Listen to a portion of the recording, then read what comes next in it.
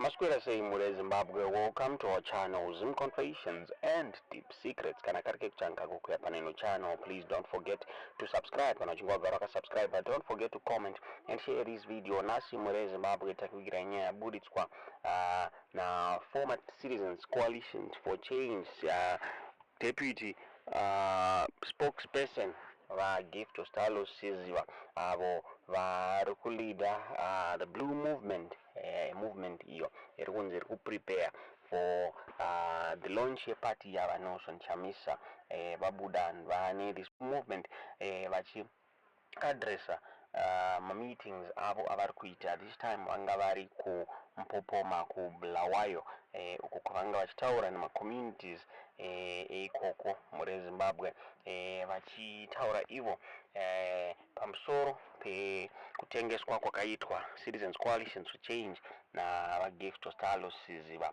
vabuda vachiinvite vaShabangu ku Bulawayo offices kuti vauye kuzo address youth kana vari a leader muri Zimbabwe shinzi vaShabangu vari kuclaima kuti he is the Secretary General webato Citizens Coalition for Change saka kana vari ivo the Secretary General we Citizens Coalitions for Change ngavauye ngavauye va address the youth and other Bulawayo members at the Gertrude Mtombeni house muri Zimbabwe chinzi nekuda kuti vari kuclaima ownership of the building va Shabangu kana vari the leader in the building ngavauye va address vanhu muri Zimbabwe tisingazivi kuti munoiona sei nyaya iyi vachallenge vaShabangu pane video ratoda kuvigira takuvigira ira toda kuti muone muridza muri kufunga pamusoro penyaya iyi comment section uyezve what do you think is going to be the response yava Sengezo Tshabangu? Is he going to go and address my youth kutaura kunoku vaShabangu vangu one rally yavati vaita kubva vatange kutungamira bato triple C, and this rally was attended by just a few people. So Siziba vataura ivo vachiti kana vaShabangu vachiclaima to be a leader with Citizens Coalitions for Change uyezve kana vachifunga kuti vanodiwa nevanhu ngavauye vaaddress mayouth mubulawayo muri Zimbabwe. Onai video iri muridza muri kufunga pamusoro penyaya iyi comment section. Inspector ukhetho lwabantu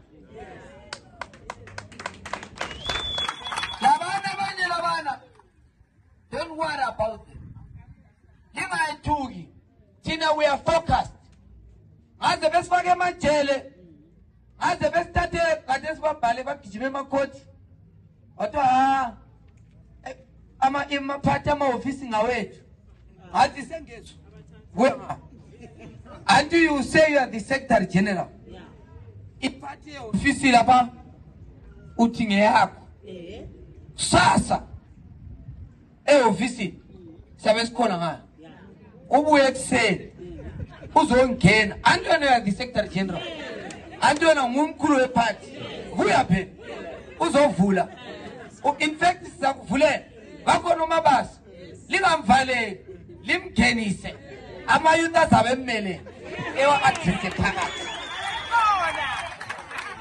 sebakhayela into yabo yokuphiwa ama-building in court. We say this far and no further. Kali kulim tuli buyanini lizongena phakathi uzo address amayouth azabe kumele thina wethu amayouth channel ezanu phela asewentshengu babe kumelele solid. They will ask you ideological questions. Uthi wena wavela nga usiya nga. So it's an open invitation to Sengezo Tshabangu and the ZANU PF proxies to go tomorrow, get to the Mtombeni house. There's no address of my youth. Swafiseli that.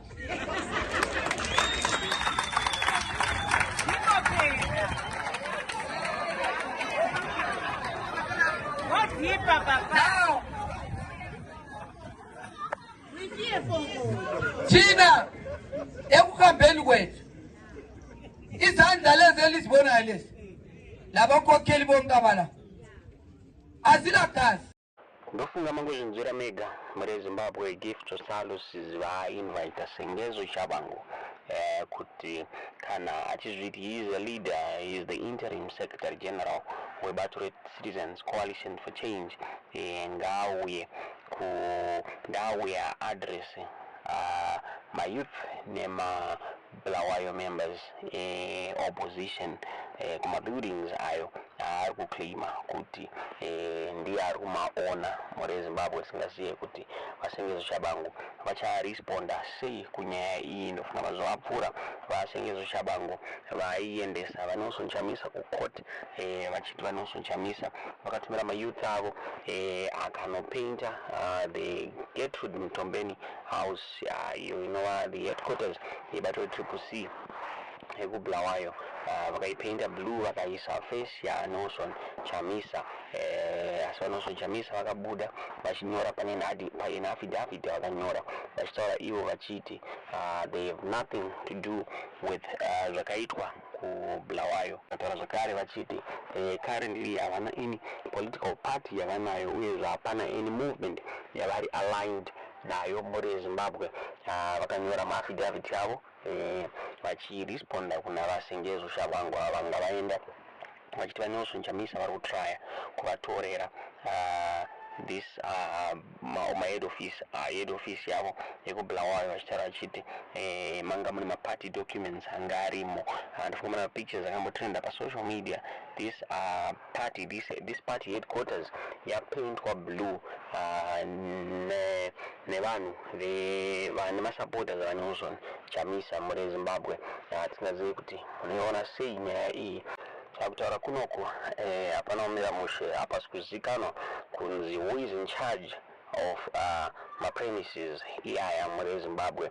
Ndofunga the MDC iyo yaitugamirwa naDouglas Ngondora yakamboiswa statement ichiclaima ownership maparty offices yaya kuBulawayo muri Zimbabwe. VaNgondora vakacriticize youth CCC ayo akaita repaint this building to blue muri Zimbabwe. Chinzi vainga zvakare portrait former leader vaNelson Chamisa.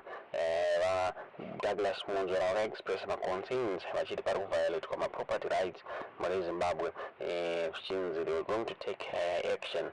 Zvakare at the same time vaSengezo Tshabangu vakataura vachilabela mayouth CCC angaita izvi criminals. Chinzi was going to also take illegal action muri Zimbabwe. VaDouglas Ngondora vakabuda vachitaura vachiti despite our repeated attempts as law-abiding citizens to communicate with senior officials of CCC requesting the vacation of our property in Bulawayo as well as several other properties across the country in their respective provinces, it appears that cooperation has been lacking. Zvabuda zvichitaurwa nebato raDouglas Ngondora, skarawo spokesperson wavo vakabuda vachitaura vachiti the MDC unequivocally condemns such uncivilized behavior and strongly urges the CCC to vacate our premises without further delay. Zvakare vaShabangu vakabuda vachithreatena to take the legal action. So vaShabangu vakataura vachiti those are the criminals that we have been talking about that have surrounded the president.